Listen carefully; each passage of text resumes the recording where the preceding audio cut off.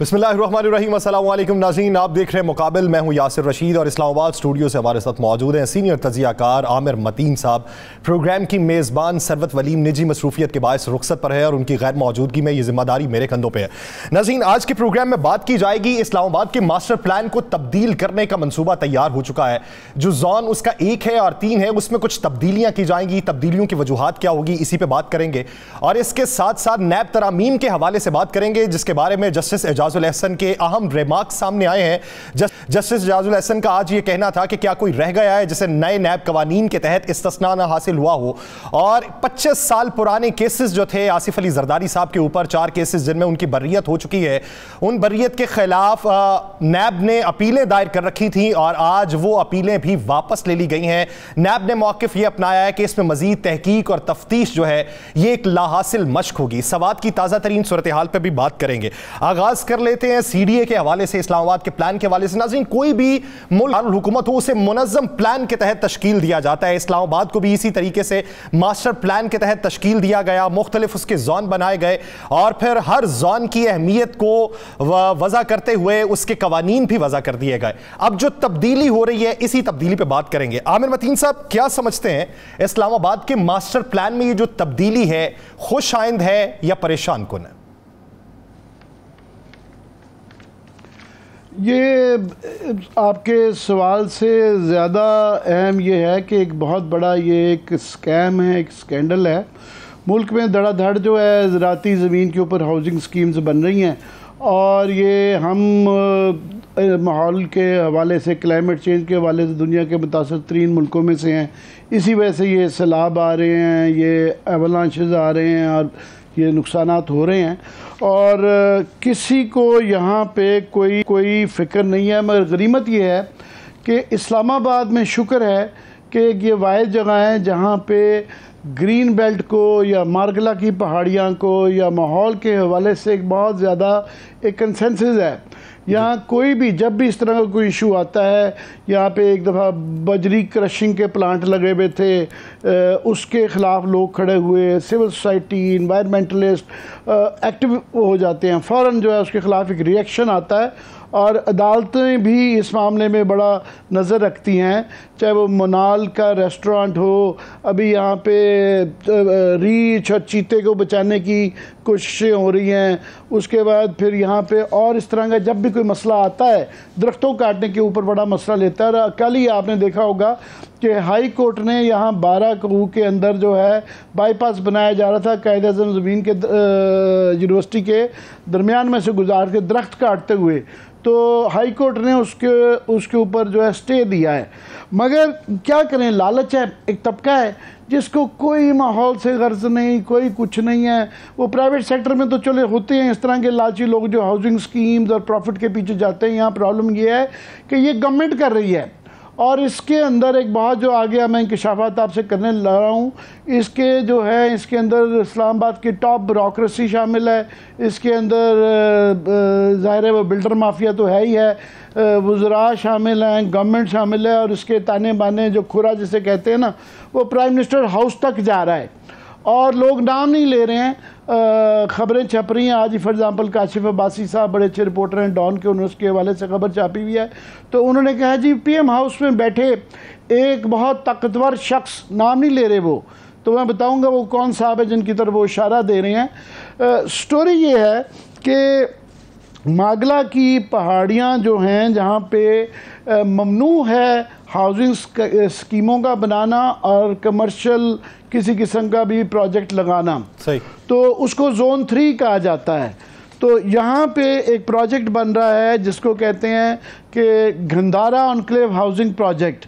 ये तकरीबन आप समझ लेंगे 5,000, ये जो जोन 3 है ये तकरीबन इसके ये 500 कनाल का एक प्रोजेक्ट है जो हाउसिंग स्कीम का बनाया जा रहा है। और जिस तरह लाहौर के अंदर वो रूदा का एक बना के पूरा एक नक्शा दिखाया जाता है कि जी हम ये शहर को कमाल कर देंगे और यहाँ एक दुबई टाइप का मॉडल बन रहा है, तो ये नक्शा दिखाया जा रहा है कि ये बिल्कुल जहाँ पे मारगला की पहाड़ियाँ टच करती हैं जीटी रोड को, वहाँ पे ये बनाया जा रहा है। ये संजियानी का इलाका कहलाता है। तो यहाँ पे ये गंधारा एनक्लेव हाउसिंग प्रोजेक्ट बनाया जा रहा है और उसके जो ख्वाब दिखाए जा रहे हैं वो पावर पॉइंट पे वो इतना खूबसूरत लगता है कि दुबई में आ गए हैं। इसमें जो है एक जीटी रोड और मागला पहाड़ियों का संगम पे एक 5 अपार्टमेंट टावर्स बन रहे हैं, शॉपिंग सेंटर बन रहा है, फार्म हाउसेस की स्कीम्स बन रही हैं, सिनेमा बन रहा है। और ये जो ग्रीन एरिया है, ये जो आपको नक्शे में नज़र आ रहा है, ये जोन 3 कहलाता है। और ये 1992 का एक कानून बना दिया गया था कि यहाँ पे हाउसिंग स्कीम्स और कमर्शियल एक्टिविटी नहीं हो सकती। ये जोन 3 को आप समझ लें कि कोई 51,000 के करीब इसकी जो है ना कनाल ज़मीन है, जिसमें से 20,000 प्राइवेट लोगों के पास है। मगर प्राइवेट लोगों को भी हाउसिंग स्कीम जो है बनाने का इरादा नहीं है, कंस्ट्रक्शन उनकी हैं, मगर कमर्शियल एक्टिविटी की इजाज़त नहीं है। तो यहाँ पे अब ये खबरें आ रही हैं कि इस्लामाबाद की एक रीप्लानिंग हो रही है, इसके मास्टर को चेंज किया जा रहा है, जो कि गैर कानूनी भी है, गैर इखलाकी भी है। और वो पता नहीं चुप से वो प्लान बन भी चुका है, वो तैयार भी हो चुका हुआ है और उसको अब एक कवर अप किया जा रहा है। और उसके अंदर जो आज डॉन अखबार में ये जो खबर आई है, तो उसके अंदर उन्होंने कहा कि जनाब ये कैसे आप ये हाउसिंग स्कीम के अंदर जो है जोन 3 के अंदर वो इनकॉर्पोरेट, इसका काफ़ी सारा एरिया जो है जोन 3 का यानी ग्रीन एरिया का, मारगला की पहाड़ियों का इनकॉर्पोरेट कर रहे हैं। तो वो कैसे कर रहे हैं? तो उन्होंने काशिफ बाजी साहब ने ये मिक्स ना करें, ये जो ARY वाले काशिफ बाजी साहब नहीं, दूसरे काशिफ बाजी साहब हैं। उन्होंने CDA के जो चेयरमैन हैं कैप्टन उस्मान साहब, उनको कोट किया हुआ है कि जनाब ये आपने कैसे कर दिया, ये मास्टर प्लान तो तब्दील नहीं हो सकता।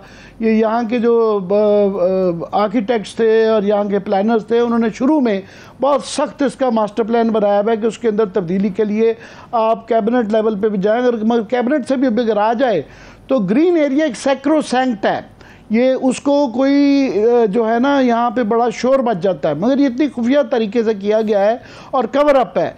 कैप्टन उस्मान साहब को आज कोट किया हुआ है काशिफ बाजी साहब ने, वो कह रहे हैं कि नहीं ये देखें, ये 2013 में एक बोर्ड ने फैसला किया था, फिर उसके बाद पिछले बोर्ड ने इस स्कीम का फैसला किया और जो है जुलाई में इसका अप्रूवल भी आ गया।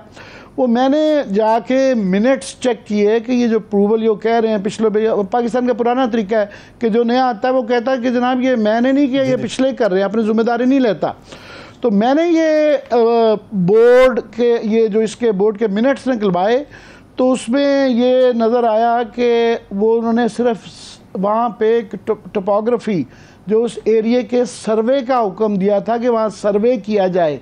बोर्ड ने कोई अप्रूवल नहीं दिया, बिल्कुल भी नहीं दिया। और मैंने कैप्टन उस्मान साहब को कोशिश की रब्ता करने की कि उनसे ये मैं पूछूं कि जनाब ये अप्रूवल का हमें भी दिखाएं, कहाँ से ये अप्रूवल था और ये कैसे था। और मज़ीद डराने वाली जो बात है, इसी स्टोरी के अंदर कोट किया हुआ है मेंबर प्लानिंग वसीम हयात बाजवा साहब को, कि उन्होंने कहा कि जनाब ये जोन 3 का वक्त, री प्लानिंग का एक वक्त आ गया है और इसकी री मैपिंग होगी और हम करेंगे। मुझे नहीं समझ आ रही कि ये एक जो मेंबर प्लानिंग कोई बहुत ज़्यादा, ये प्राइम मिनिस्टर नहीं है कि वो कैसे री प्लानिंग कर सकते हैं इस्लामाबाद की, वो कैसे री मैपिंग कर सकते हैं, किससे पूछ के कर रहे हैं, वो इसकी कहाँ डिस्कशन हुई है। इसके लिए हाई कोर्ट के इतने सारे बेताशा फैसले आ चुके हुए हैं कि जनाब आप नहीं कर सकते। हाँ, लार्जर जो एक बहस चलती रहती है कि इसका एक मास्टर प्लान में कुछ तब्दीलियाँ होंगी, मगर उसके लिए बहुत बहसों मुबासा, कोई गालबन एक कमेटी भी बन चुकी हुई है, वो शायद गालबन पार्लियामेंट भी लाना चाहिए अगर नहीं लेके जा रहे, और फिर जाके होगा। और ये ठीक है, वो ये कह रहे हैं कि जनाब इसके लिए वो एक और बाबूस का कमाल देखें ना, वो कह रहे हैं कि जनाब ये CDA का ऑर्डिनेंस 1960 के तहत हमारे पास ये इख्तियार है कि हम इसको जो है ना फेडरल कैबिनेट भी कर सकती है, हम खुद भी कर सकते हैं। अब ये उसके बाद 1992 का जो कानून आ गया उसको गोल करते जा रहे हैं। मगर पॉइंट है कि ये जो किया जा रहा है इसके पीछे अरबों नहीं खरबों रुपए बनाए जा रहे हैं। उसकी वजह यह है कि यहाँ पे संजियानी में आपको याद होगा बहुत शोर मचा था कि आसिफ ज़रदारी साहब ने पहले तो ज़मीन ख़रीदी थी और उसमें काफ़ी सा जो है जंगल का एरिया, फॉरेस्ट का एरिया और मारगला हिल का एरिया भी इनकॉर्पोरेट कर लिया था वो अपने ज़माने में। तो आसिफ ज़रदारी साहब की ज़मीन है। उसके बाद इसके अंदर जो है तौकीर शाह साहब जो कि प्राइम मिनिस्टर के PSPM हैं, प्रिंसिपल सेक्रेटरी हैं, उनकी अगर नहीं तो उनके ख़ानदान की, मेरी इतला कि शायद उनकी भी है, मगर उनके ख़ानदान की ये उनका आबाई गांव है और वो रिटायर होने वाले हैं। और मैं ये पहले ही इतला कर चुका हूँ कि वो मुलज़िम मॉडल टाउन के भी हैं, मगर ये अभी रिसेंटली जो है रावलपिंडी रिंग रोड के अंदर वो अभी भी मुलज़िम हैं और वो ये उनका अपना गांव है, कॉन्फ्लिक्ट ऑफ इंटरेस्ट है। तो जल्दबाजी में ऐसा लगता है कि वहाँ एक पूरा धड़ा है जो कह रहा है कि जल्दी जल्दी जो माल बनाया जा सकता है बना लिया जाए, उसके लिए बना लिया जाए और उसके लिए चाहे कानून तोड़ना पड़े, उसके लिए जो कुछ भी करना पड़े वो देखा जाएगा। क्योंकि ये खरबों रुपये इस तरह बनते हैं कि आप जब इनकी अगर ले ली जाए ज़मीन के इनकॉर्पोरेट कर लिया जाए इसको, तो वहाँ पे तरीक़ाकार ये है कि जो अगर सरकारी ज़मीन को ये अलाउ कर देते हैं जोन 3 की, उसको इनकॉर्पोरेट कर लेते हैं, उसका स्टेटस ग्रीन एरिया को ब्राउन एरिया में तब्दील कर लेते हैं यानी कमर्शियल एक्टिविटी, तो जो मुल्हका जो एडजॉइनिंग एरियाज़ हैं वो भी फिर प्राइवेट यही हाउसिंग स्कीम्स बना सकते हैं, कमर्शियल एरियाज़ बना सकते हैं।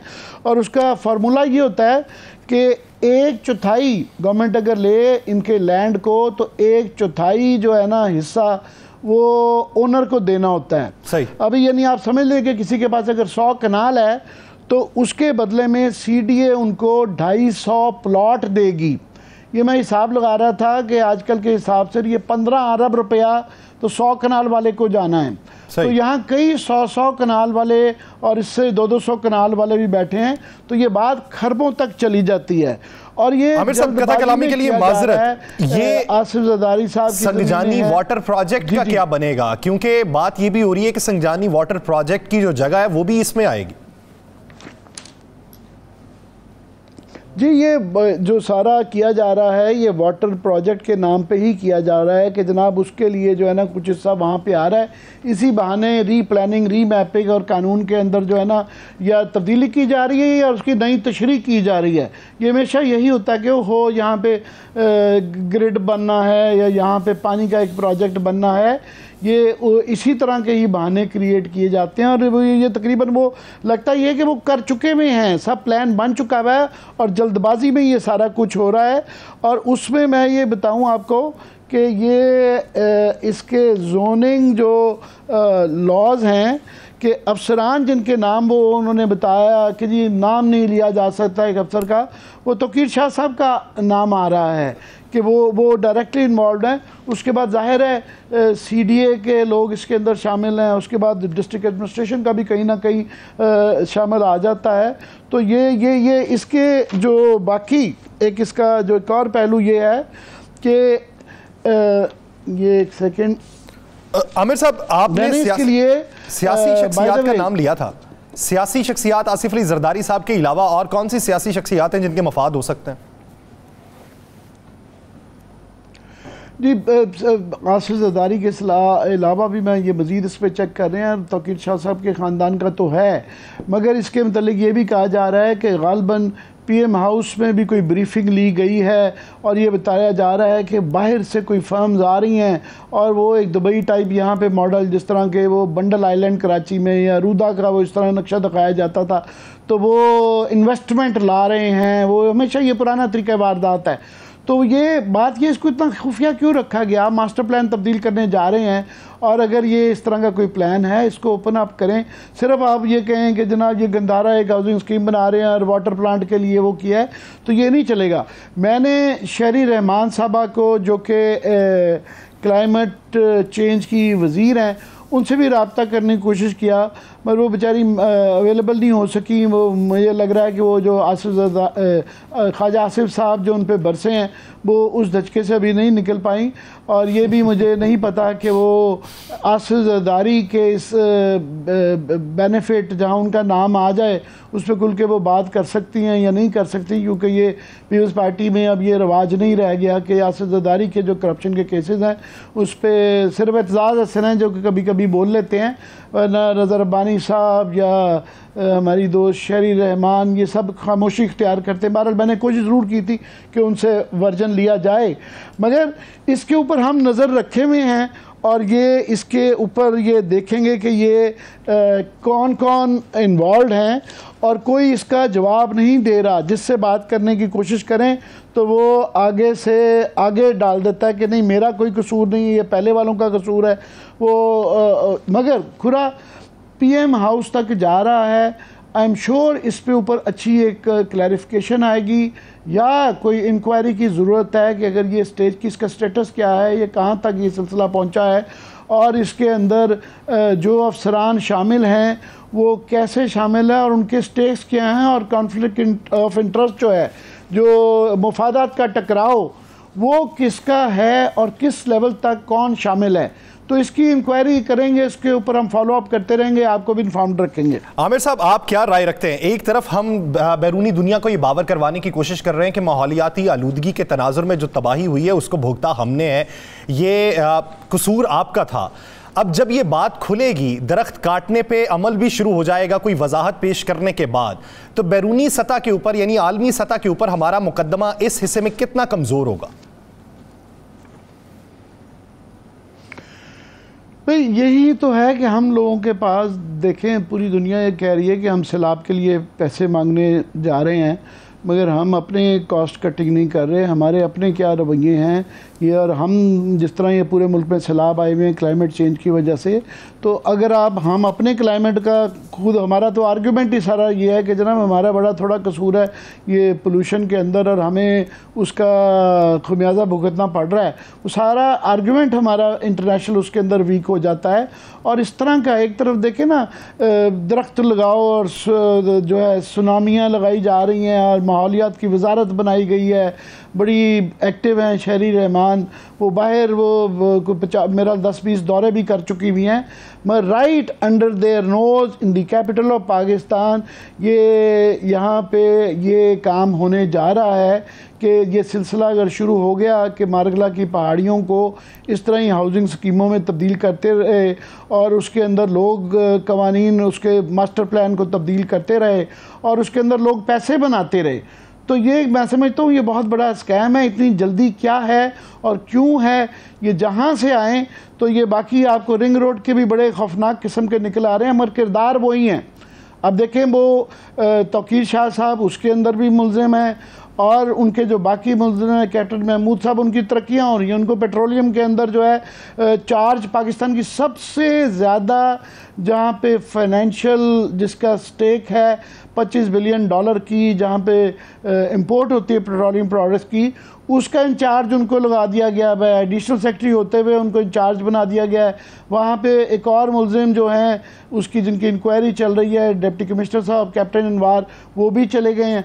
तो वही किरदार हैं जो रिंग रोड में भी नज़र आते हैं। अभी ये देखेंगे पेट्रोलियम मिनिस्ट्री में क्या दिखाते हैं। एक ये वाला आपके सामने हमने पेश किया है कि ये ग्रीन एरिया को ये कर चुके हुए हैं, ये अखबारों में भी अब खबर आ रही है और वो कह रहे हैं कि जनाब नहीं ये पिछलों ने किया है, कवर अप एक चल रहा है और ये पता नहीं किस हद तक आगे जा चुका हुआ है, किस किस से कमिटमेंट्स हो चुकी हैं, बाहर से कौन सी फर्म्स आ रही हैं, ब्रीफिंग्स हो चुकी हुई हैं, तो ये सब होमवर्क हो चुका हुआ है ये, मगर हमें अभी अब जाके पता चल रहा है। और वो पता भी इस तरीके से चल रहा है कि अखबार में एक ऐसी फीलर के तौर पे एक क्रेडिट है काशिफबाजी साहब का कि वो कम से कम उन्होंने इस खबर को किया, मगर उनसे भी झूठ बोला जा रहा है। कैप्टन उस्मान एक जिम्मेदार आदमी है, सीडीए का चेयरमैन है और सीडीए का एक बहुत बड़ा बजट है, मगर वो झूठ बोल रहे हैं कि जी वो इसका अप्रूवल आ गया, उसका लेआउट प्लान अगर है तो दिखा दें कि लेआउट प्लान का अप्रूवल आ गया है। सही। उसके अंदर मैंने ख़ास तौर पे मैंने इस तरह आगे अर्ज़ किया कि मैंने मिनट्स चेक किए हैं, उसके अंदर सिर्फ ये है कि सर्वे कराया जाए, उसके अंदर अप्रूवल नहीं मिला। तो ये पिछलों के ऊपर कंधे के ऊपर बंदूक रख के आप चलाएं। और अगर फ़र्ज़ करें कोई ऐसा माजी में किसी बोर्ड ने या कानून में गुंजाइश भी है, तो हालात बदलते हुए हालात में हम ग्रीन एरियाज़ को नहीं ख़त्म कर सकते। इस्लामाबाद में दरख्त नहीं काटे जाते। आप देखें कायदे यूनिवर्सिटी में रिएक्शन आया है और अदालतों को ये करना पड़ा है और यहाँ नेवी क्लब वालों ने, ये आपको याद है, गोल्फ कोर्स बना लिया था। जहाँ कहीं भी इस्लामाबाद में ग्रीन एरिया के लिए के ट्रेल्स के मतलब बात हो या किसी भी हो, तो यहाँ की सिविल सोसाइटी भी मुतहरक होती है, यहाँ के माहौलियात के शदाई जो है वो भी एक्टिव हो जाते हैं, अदालतें भी बड़ी नज़र रखती हैं। मगर उसके बावजूद ये एक माफिया है, क्योंकि अरबों खरबों हैं और लोगों ने रिटायर होना है जल्दी, उनको जल्दी है कि जो जो कुछ किया जा सकता है वो कर लिया जाए। तो ये एक बड़ा खौफनाक पहलू है कि गवर्नमेंट खुद कर रही है। खौफनाक पहलू ये है कि गवर्नमेंट खुद कर रही है, गवर्नमेंट को इसकी ठोस वजाहत पेश करनी चाहिए और वो कर रहा है, ये गवर्नमेंट खुद कर रही है और प्राइम मिनिस्टर के ऑफिस से हो रहा है, वज़ीर आज़म हाउस से ये हो रहा है। ये मंसूबा बेनकाब तो हो चुका है किसी हद तक, लेकिन हुकूमत ठोस वजाहत पेश करे। अगर लेआउट इसका बन चुका है तो आवाम के सामने लाया जाए और मनसूबा बंदी के तहत आगे बढ़ा जाए। नाज़रीन, नैब कवानीन में तरामीम के बाद हालिया सूरत हाल पर बात करेंगे, लेकिन एक शॉर्ट ब्रेक के बाद कहीं नहीं जाएगा। Stay with us.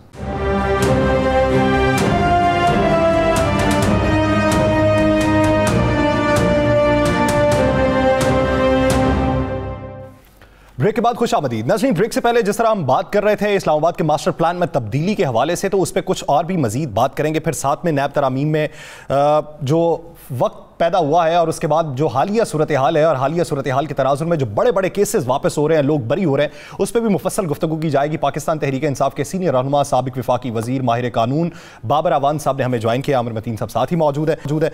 Babar Awan साहब, बहुत शुक्रिया आपके वक्त का। ओवर टू यू आमिर साहब।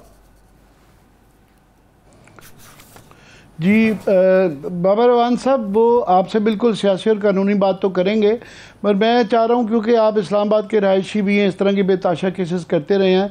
एक तो बहुत शुक्रिया, हमें ये गलतफहमी हो गई थी कि ये एक संजियानी के अंदर एरिया जो ग्रीन बेल्ट है इस्लामाबाद का, मागला का, उसको भी जो जोन 3 कहलाता है, उसके अंदर ये कमर्शियल एक्टिविटी जो कि आपको पता है ऑलमोस्ट ये एक सैक्रोसैंक्ट है, इसके अंदर अदालत के कई फैसले हैं कि वो नहीं किया जा सकता। पर वो वहाँ पे एक हाउसिंग स्कीम और एक प्लाजाज बना के उसके लिए जा रहे थे, और क्योंकि उसके बेनिफिशरी आसिफ जरदारी साहब और चूँकि तकीर शाह साहब का गाँव है वहाँ पर, उनका ख़ानदान, तो कहीं मुझे थोड़ी सी गलतफहमी होगी। अच्छा हुआ आपने क्लैरिफाई कर दिया कि आपकी वहाँ पे ज़मीन नहीं है। मुझे लीगली समझाएं कि ये इस्लामाबाद के मास्टर प्लान को ये कह रहे हैं कि जनाब हम करने जा रहे हैं या ऑलमोस्ट कर लिया है रीमैपिंग और उसके अंदर तब्दीलियाँ, तो ये क्या इतना आसान है कि 18वें ग्रेड का अफसर CDA के अंदर वो तब्दील कर लेगा? अच्छा, पहला तो ये है कि संविधानिक एक पूरा उसको कहते हैं रेवेन्यू स्टेट है, गांव नहीं है, उसके अंदर कई गांव शामिल हैं। दूसरा ये है कि जो इस्लामाबाद के अंदर कैपिटल डेवलपमेंट अथॉरिटी है, उसके बारे में 1972 की एक जजमेंट है सुप्रीम कोर्ट ऑफ पाकिस्तान की, जिसमें उन्होंने कहा कि it's not a statutory body.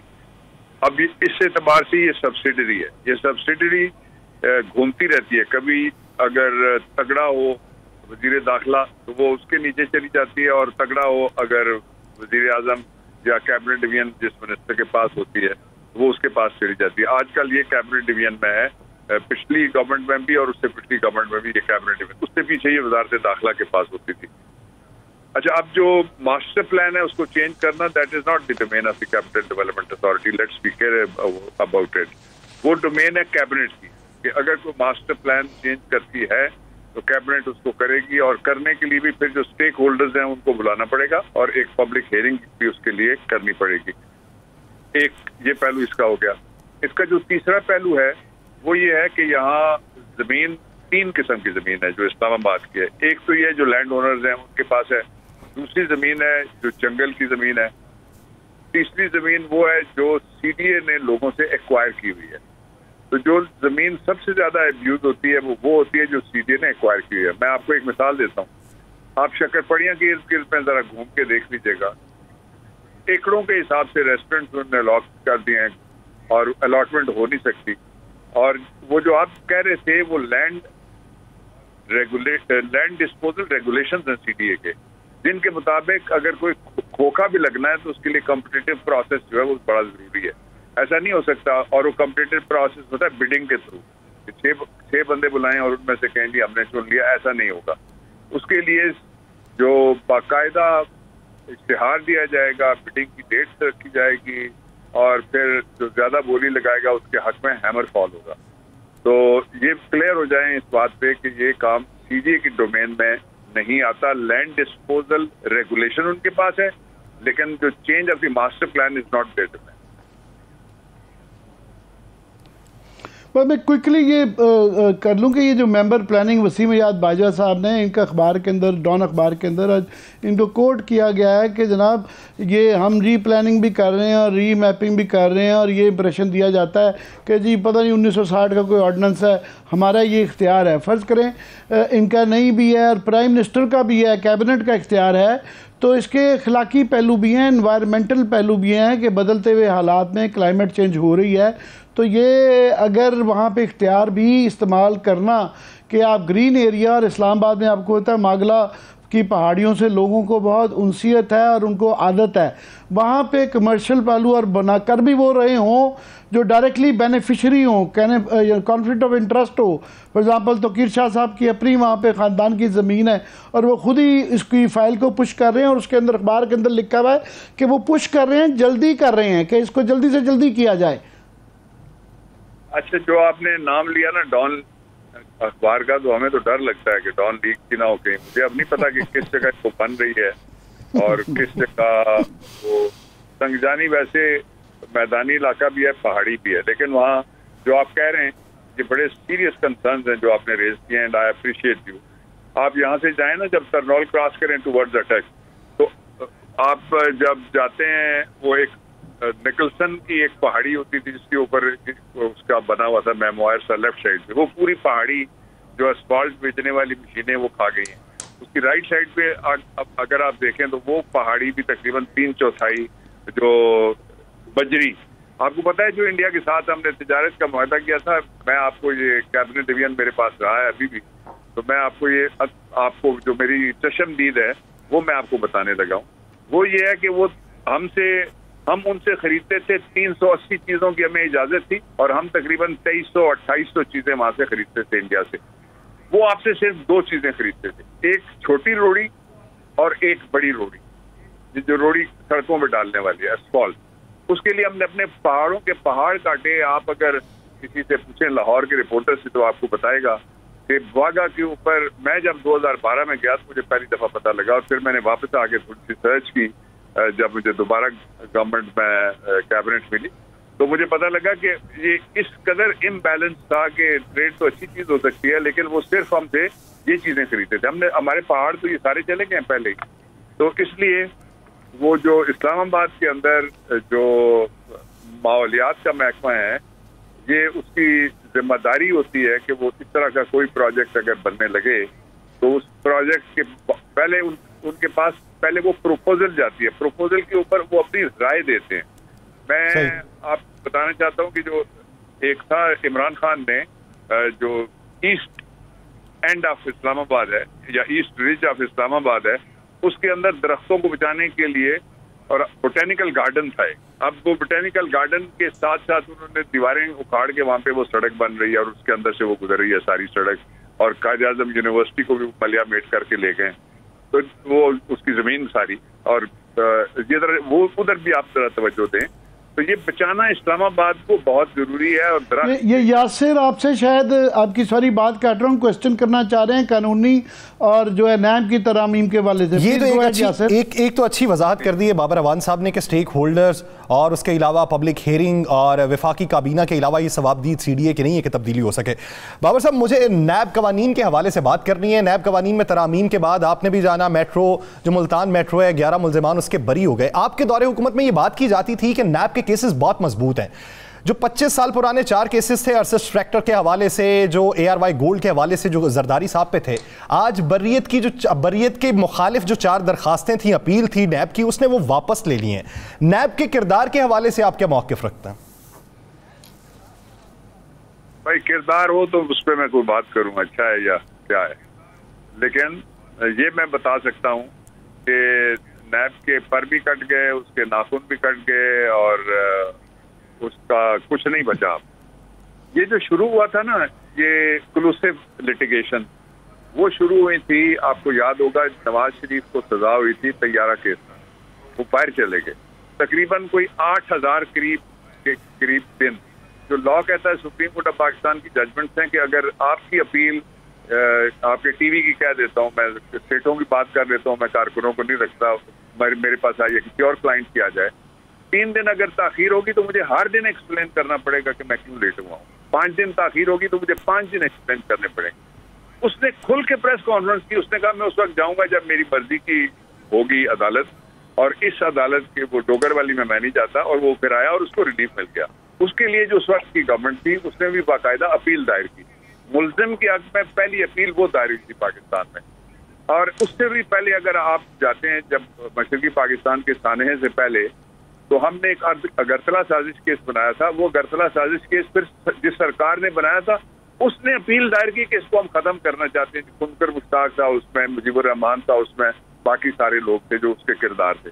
वो नुकसान कौम ने भुगता और बड़ा शदीद किस्म का भुगता, और उसकी अब भी हमारे ऊपर एक वो दाग है और एक स्टिग्मा अब भी है। अब जो ये हुआ है ये भी एग्जैक्टली उन दोनों का रीप्ले है।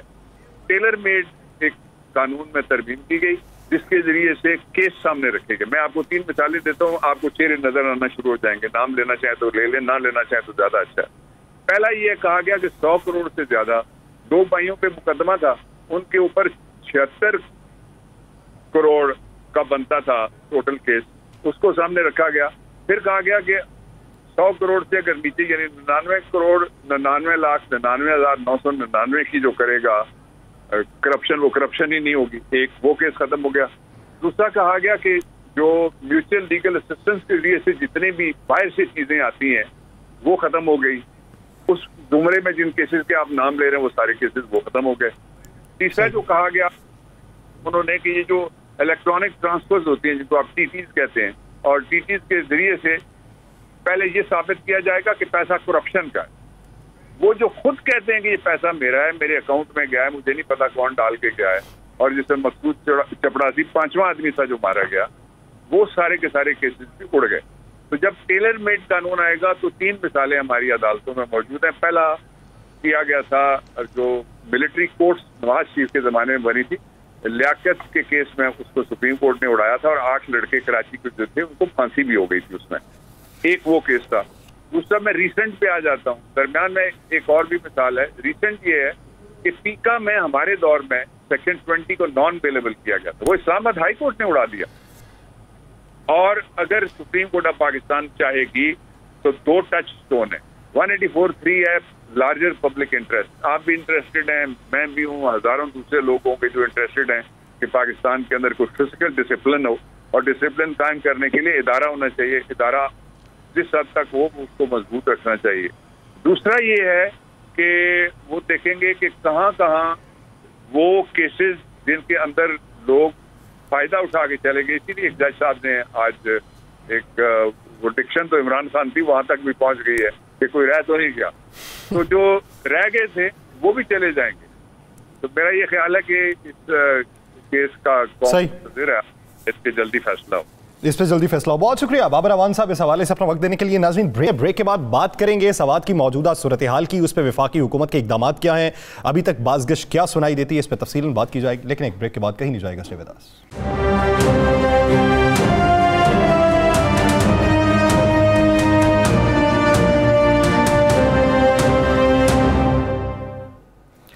ब्रेक के बाद खुश आमदीद। नाज़रीन, सवात की सूरत हाल पे आज बहस पार्लियामेंट के अंदर भी हुई है। वज़ीर दिफा ख्वाजा आसिफ ने यह बात की है कि जो आग वहाँ तक लगी है ये आप समेत मुझ के घर तक भी पहुँच सकती है, इसकी लपेट में सारे आ जाएंगे। माजी में जो गलतियाँ कोताहियाँ हुई हैं उससे सीखते हुए हमें मुस्तकबिल में बेहतरी की तरफ गामजन होना है। सवात के अंदर हालिया सूरत हाल क्या है, सवात में जो इस वक्त बदमनी फैलाने की जिन अनासिर की जानिब से कोशिश की जा रही है उनका किला कमा किस तरीके से किया जा सकता है, इस पर मुफस्सल गुफ्तगू करेंगे। सीनियर सहाफ़ी महमूद जान बाबर साहब ने भी हमें ज्वाइन किया है जो सवात के हालात व वाक़यात से बखूबी वाकफियत रखते हैं।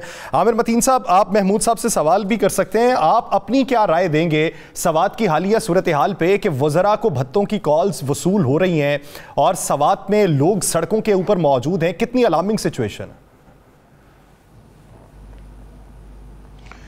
ये आज ख्वाजा आसिफ साहब ने जब वज़ीर दिफा इस तरह की अलार्मिंग सिचुएशन बताएं तो बिल्कुल मानना ही पड़ता है। मगर यहाँ पे एक पहलू ये भी है कि एक मरकज़ और सूबों के दरमियान जो तनाव चल रहा है उसकी वजह से ये स्वात में हालात और ये सारे खित्ते में हालात मज़ीद ख़राब हो रहे हैं कि इमरान खान साहब ये कह देते हैं कि जनाब ये बॉर्डर पे हमारा सूबाई हुकूमत का ताल्लुक़ नहीं है। ये इसलिए कई दफ़ा कर रहे हैं कि इससे नज़र आए कि जनाब PTI की गवर्नमेंट की नालायकी की वजह से हो रहा है। तो फैक्टर्स बहुत ज़्यादा हैं और उसके अंदर हालात तो बिल्कुल ख़राब। जब 39 आज मैं ख़बरें सुन रहा था कि 39 के करीब जो है ना भत्ते की जो है कॉलें आई हैं कि इतना पैसे दिए जाएं वरना आपको मार दिया जाएगा, जिसके अंदर मिनिस्टर साहब आतिफ खान साहब भी थे।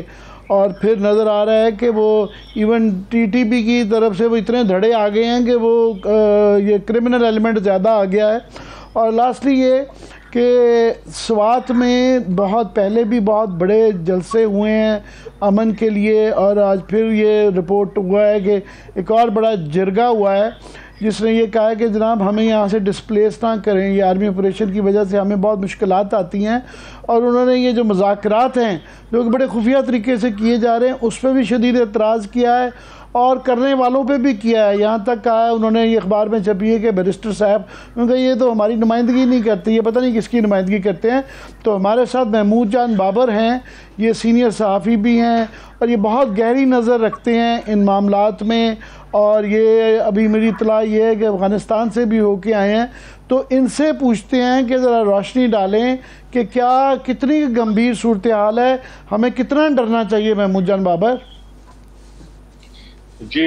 आमिर साहब बहुत शुक्रिया। इसमें सबसे पहले तो मैं ये कहूँगा कि ख्वाजा आसिफ साहब को तो इस किस्म की बात करनी ही नहीं चाहिए, क्योंकि अभी तक तो उनका ही सारा रोल जो है वो अंडर क्वेश्चन है कि इस वक्त ये जो लोग यहाँ तक पहुंचे कैसे।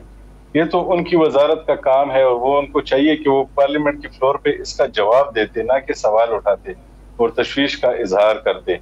लेकिन ये जो दूसरी बात है, ये जो अफगानिस्तान के हवाले से जो आपने अभी की कि बैरिस्टर सैफ साहब को कोई ऑन नहीं कर रहा, बैरिस्टर सैफ साहब के अलावा मैं ये कह रहा हूँ कि इन मुज़ाकरात को ही कोई ऑन नहीं कर रहा और इन मुज़ाकरात को बिल्कुल लावारिस छोड़ दिया गया है। और पहले से ही आप देखें कि जब इसमें पीपल्स पार्टी के वजीर साजिद तूरी भी गए थे मुज़ाकरात करने के लिए, तो पीपल्स पार्टी ने उन्हें शोकाज नोटिस जारी कर दिया था।